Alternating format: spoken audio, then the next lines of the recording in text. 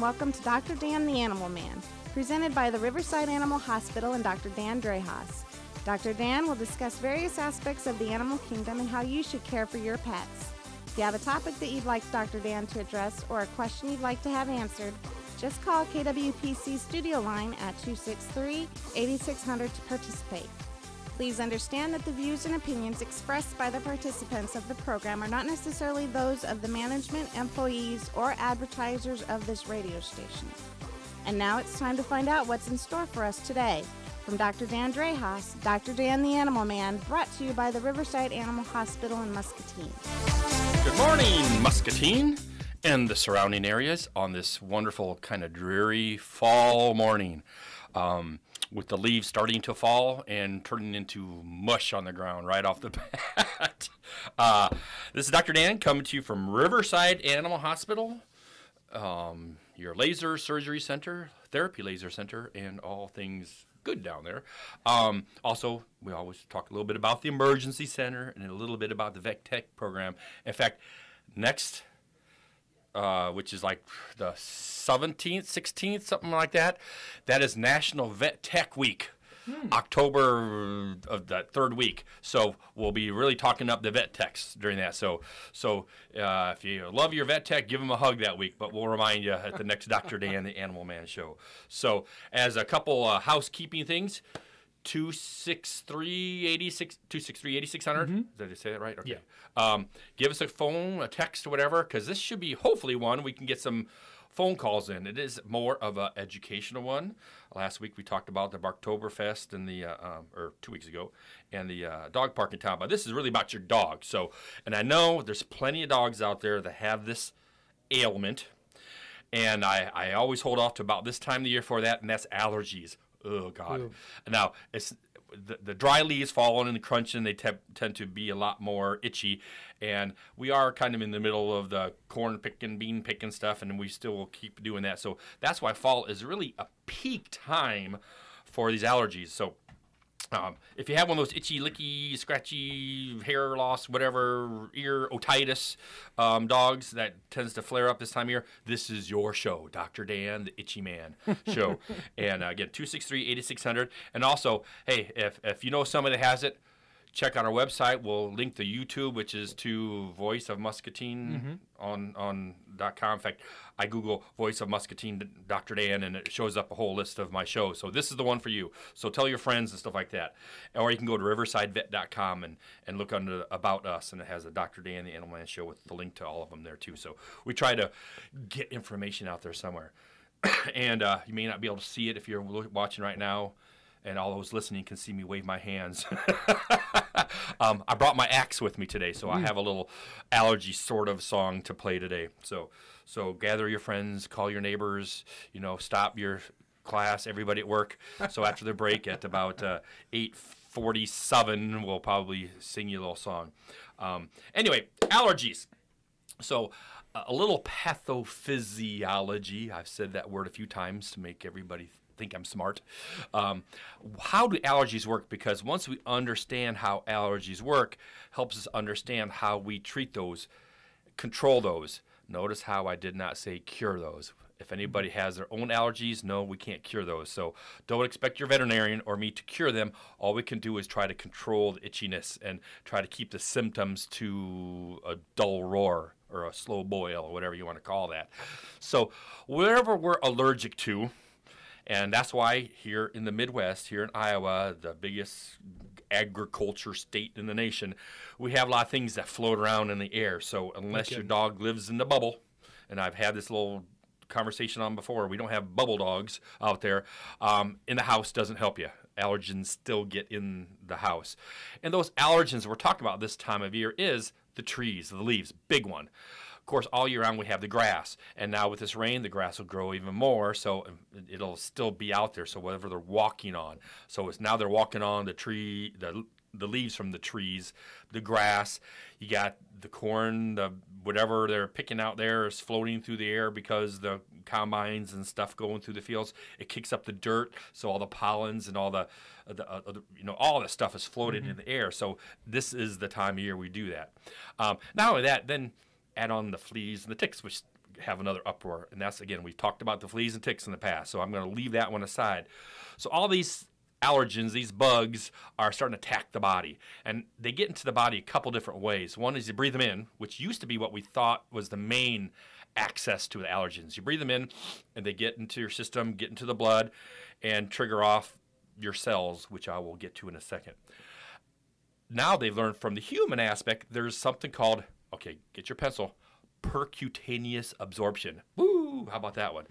That's through the skin absorption, which makes more sense. Okay. So percutaneous, through the skin absorption. So whatever, it lands on the skin and it just absorbs through the skin. Or you're walking on it and absorbs through the skin. And so they find out that animals are just like people, and the studies show that your skin cells are like if anybody has a brick patio out there, or you've seen anywhere where you lay down your brick patio and you got their mortar, and then it keeps, you don't see any grass growing up through there, so it doesn't leak through there. Well, after a while, your barrier layer in between your skin cells, there's a little barrier layer. That's the mortar that's holding your skin cells or the bricks together. Well, that gets old, or in some animals and humans, like with eczema and stuff like that, that's not a very good barrier layer. So things tend to seep through easier. So, we see the grass grow up, but what happens is the allergens, the pollens, the molds, the grass seeps through those skin barrier layers much more easily. So when the allergens either seep through the skin or you breathe them in, they get to your body and they trigger these cells called mast cells. And these mast cells, their whole function in life is to get amino acids, put them into little factories, and make histamine. Now we're getting to something people recognize. Well, these little mast cells, you could look at them under a microscope, and you can see these granules of histamine just waiting to be triggered off and released by these pollens that are seeping through the skin, or you're breathing in, trigger off the mast cells, release these histamines, and those histamines cause your itching and your allergies and stuff like that. So obviously we take antihistamines to try to stop that from happening in the first place. So that's how allergies work. It gets in there, triggers mast cells, releases, degranulates the histamines, and then that causes the redness, inflammation, and even more down to the nerves. It triggers and releases these things called interleukin 31, and it triggers this little nerve, and that nerve says, oh, there's this itchy little protein, and it triggers that nerve and goes up to your brain and says, scratch it because it hurts. That'll come important because there's some new treatments that's been coming out the last couple of years. They're triggering just that little nerve, that interleukin. It's called a JAK system going through there. So it's cool, the science that we've developed. So what do we do about allergies? Again, 263-8600. You know you're waiting, and you can tell me what you use, and I'll give you suggestions. This could be a 2-hour show. So anyway, we do the typical inexpensive, easy, non-side effect sort of things are always the baseline. Try to get as much of a bubble as you can. And I tell people allergies are like a teeter-totter. Depending on the time of year, how many allergens are sitting on one side of the teeter-totter, all the little kids sitting on this side. So now you're packing on 3, 4, 5 kids on one side. Well, the other teeter-totter goes up. That's your itchy level. It goes up when things add on. So to balance that out, we got to do two things: either add a bunch of kids on the other side, or take some of the kids off and try to balance that down. Well, we try to do a combination, which is why it's a balancing act. Try to get the comfort level. There's no one thing that's going to do that. Well, to try to take the kids, the itchy things off the one side of the teeter-totter, bathe them. That's an easy way. We have shampoos out there. You wash the allergies off the skin. Remember I said there's that skin absorption? Wash them off. Give them baths once a week. Give them every couple, 3 days. The second thing is, while you're giving those baths, use one that has a barrier layer proteins in it. It's like your oatmeal emollients. There are some things that help. Remember that brick and mortar I was telling you about? So when you do a shampoo, it helps kind of seal the brick, caulk or add new mortar to those bricks, less things can soak through. So those definitely help out. There's even medicated shampoos. So if you there's with cortisone in it, there's with antihistamines in the shampoo. There's some with antibiotics in there in case a bacteria gets through and causes a secondary infection, which itches. That's another kid on the end. So not only allergens, but you can have infections on that teeter-totter. So shampoos, I think, are very good. I've learned more and more over the last 10, 15 years going to dermatology continuing education how important those shampoos are. We used to just, let's give me the shot, but the shampoos are cheap. They're very safe, and as long as your dog tolerates it, those help. There's also supplements you can take, omega-3 fatty acids, the fish oils, the salmon oils, and we use one called Willactin. And you take those as a supplement, and that helps improve that barrier layer and plug that skin so things don't soak through. Also, the nice things about these omega-3 fatty acids, they also have anti-inflammatory properties. So when your histamine gets released, it doesn't cause so much of a problem. So those are awesome. They're very cheap, helps with your hair coat. I take it myself. In fact, if you look on YouTube, look at my hair. I mean, it's the omega-3 fatty acids. I take it for allergies, too, as a matter of fact. That's why I take it. And it's good for your heart and all that stuff. So those things are very cheap and inexpensive. Other things you can do, simple, cheap, free, as a matter of fact, is, remember I said there's that percutaneous absorption. And I know the listeners out there that have allergy dogs, they lick their feet a lot. Ever seen a dog? Oh, yeah. They're licking their feet, and people say, oh, they just like to keep it clean. No, they're itching. And the reason they're itching their feet, and that's the classic sign. When I see the dog and I see that, and if you have a dog, look at your dog's feet that licks, you'll see that kind of rust brown color on their foot. They're not trying to lick that off, because some people say, oh, is this dirty? They're trying to lick that off, and they can never get it clean. Actually, with that coloration on their hair, is the saliva is turning their hair that color. Really? So it's a cause, an effect. Not they're trying to keep it clean just because they're licking. So these itchy dogs, I turn their feet over, see that, rust brown is sort of colored, and I'm thinking, you have an itchy dog. Well, I said it's percutaneous. They're walking on the grass.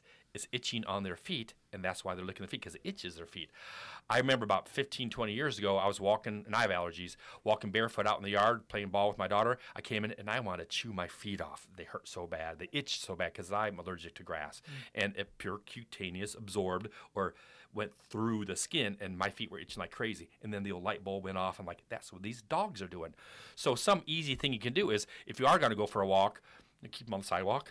If they walk through the grass in the yards, when you get home, wipe their feet off. Get a little dip cup so they can kind of wash their feet every time you go out on a walk or in the yard or stuff like that. Just washing that off their feet can help out a bunch. I've seen some go to the extreme of putting booties on them when they go for walks, so they don't walk through that, just to try to keep that down. So keeping that away, that's removing kids off the teeter-totter. Antihistamines certainly can help out. In fact, antihistamines in conjunction with the omega-3 fatty acids work really well together, where 1 + 1 = 3. So one alone may not work. The other one may not work too well, but you put them together, they work much better in conjunction with each other. So the problem is the omega-3 fatty acids, they take longer to kick in, where the antihistamines kick in right away. So you clients out there tend to say, well, I tried the antihistamines, they didn't work, so I stopped it.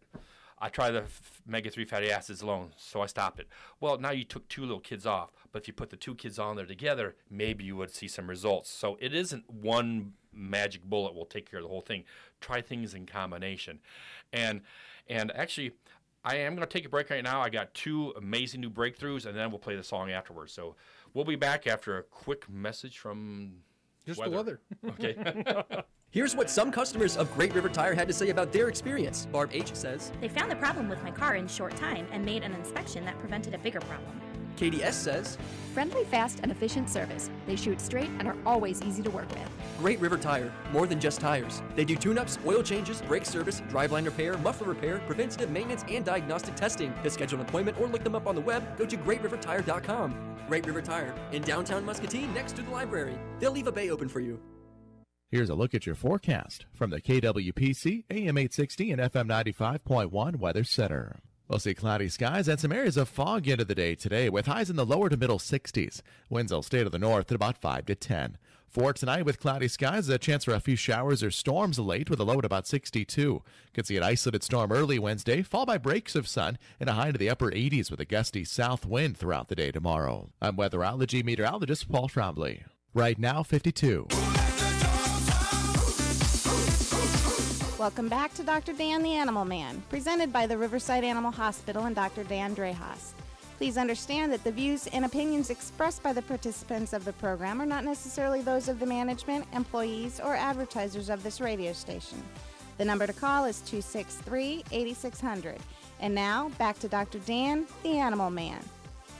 And we are back talking allergies, because 'tis the season, and I want to talk about it now because in the next show, we'll talk about Vet Tech Week, and we'll already be like November. And we don't want to miss the end of September, October allergy season. So if you're just tuning in, gather up your itchy dogs, let them listen also. And I got my guitar here to play a song after these two kind of breakthroughs. And if you've been to Riverside, we probably suggested one of these already on your dog.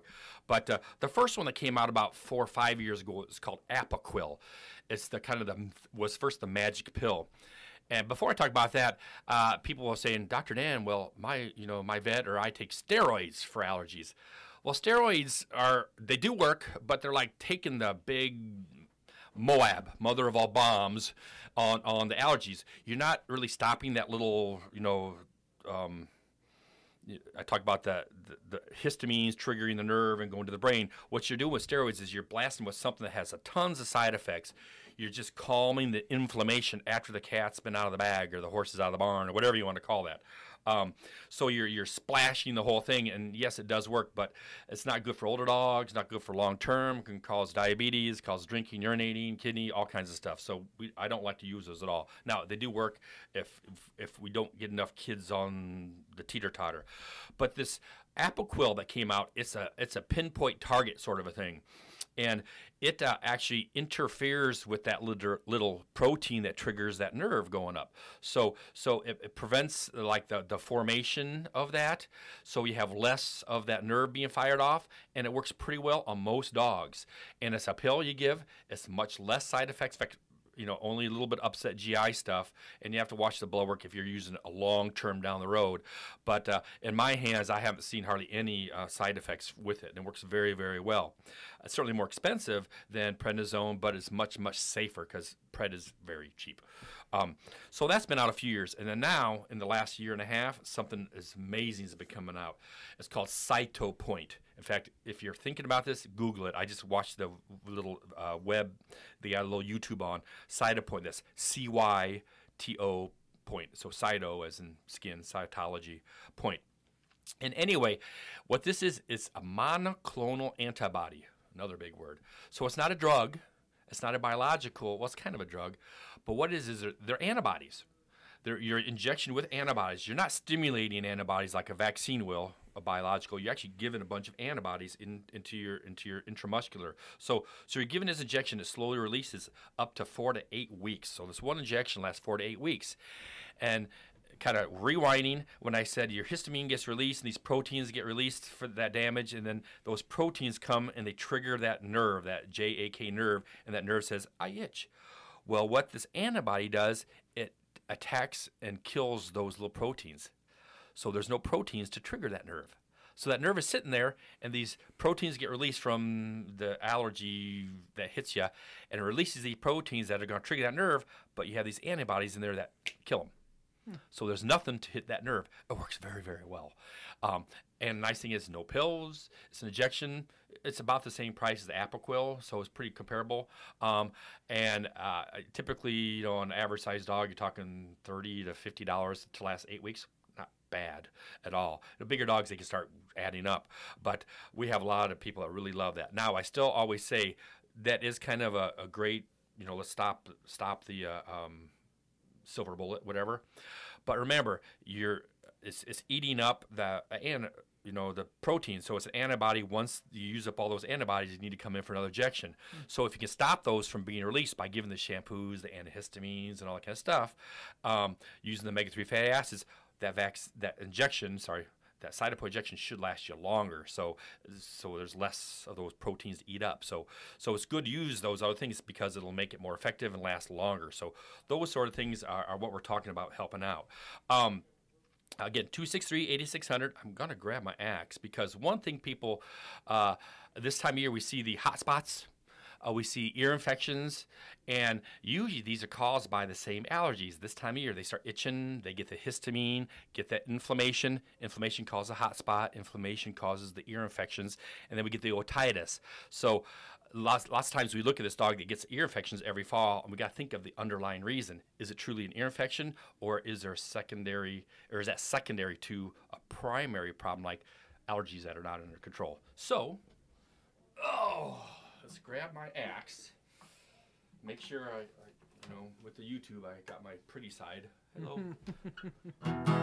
This one, I kind of like this song, but like the song we played a few weeks ago, Hank Jr. And this is Otitis.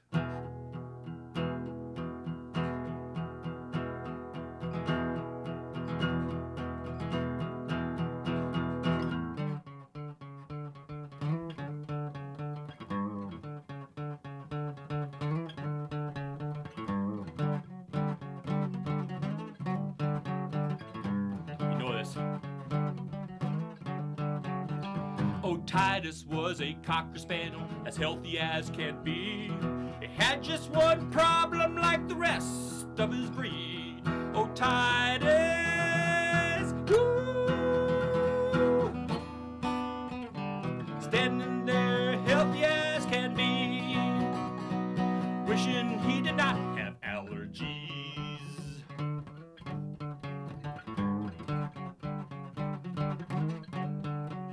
Well, he's got those long and hairy ears with extra greasy skin. Perfect breeding ground for yeast, a battle he'll never win. Otitis,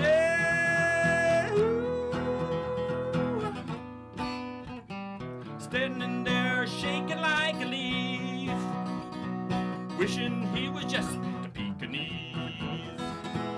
Poor Otitis, he just never gets relief. Poor Otitis, 'cause his ears are full of yeast. Is it any wonder that the flamin' red? Otitis, you pro itchy head.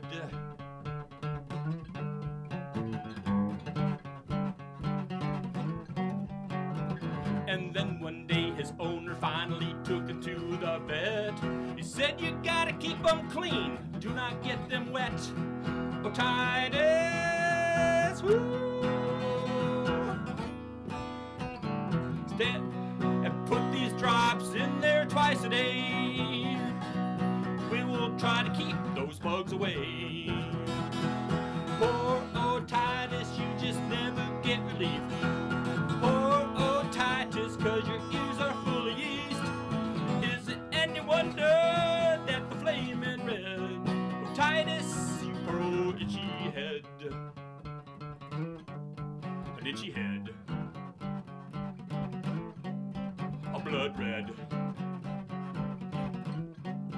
an itchy head.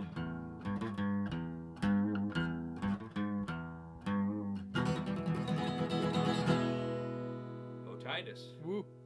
There you go. Emulating Bocephus with a little allergy song for the Cocker Spaniel breed out there.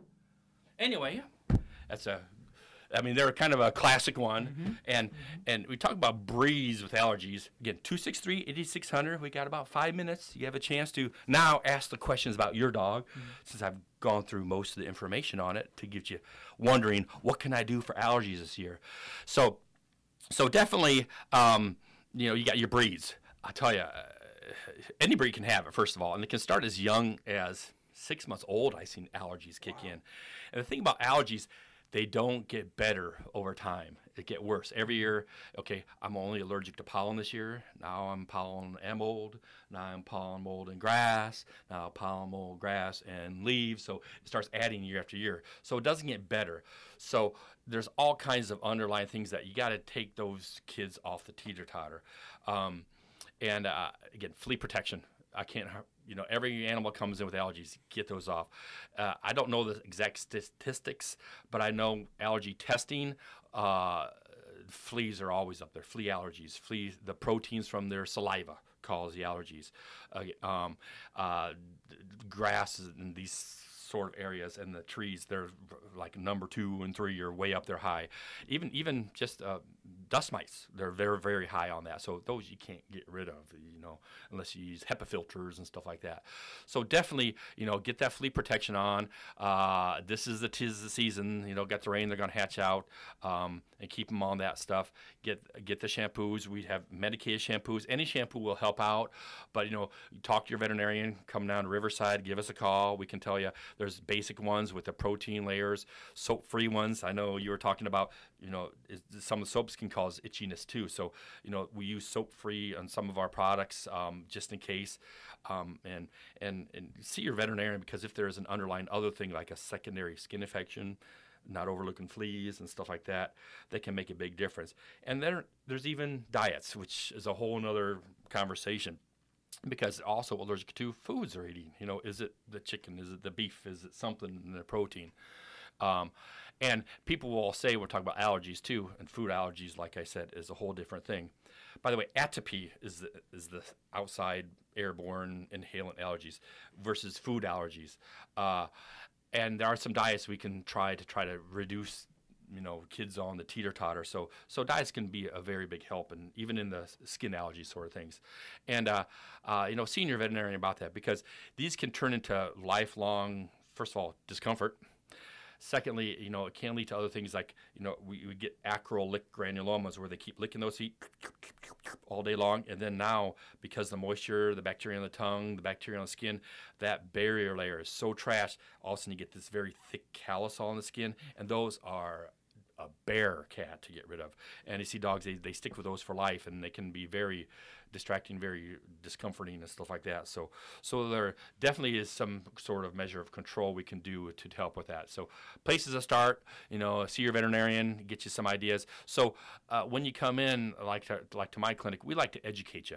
We don't just say, oh, I need the allergy shot. We get this from other clinics, that we try to educate you down at Riverside so they understand why I'm recommending all these things. I don't like to sell drugs just for the sake of selling drugs or recommendations. I want to make your dog comfortable. So lots of times we'll start off with 4 or 5 different things, and hopefully once we get under control, we can get down to just the omega-3 fatty acids, a shampoo every once in a while, use antihistamines when it flares up, and if it's this time of year, we're giving a lot of Cytopoint injections, we're giving a lot of Apoquil to get them through the rough part. So we have to wait out that teeter-totter as the kids jump on, as they jump off, as the things happen on outside, and work through those. So what'd you think? Did you learn something today? I sure did. I mean, that was a lot of information. Some of the big words were throwing me for a loop early, but I still learned something, I think.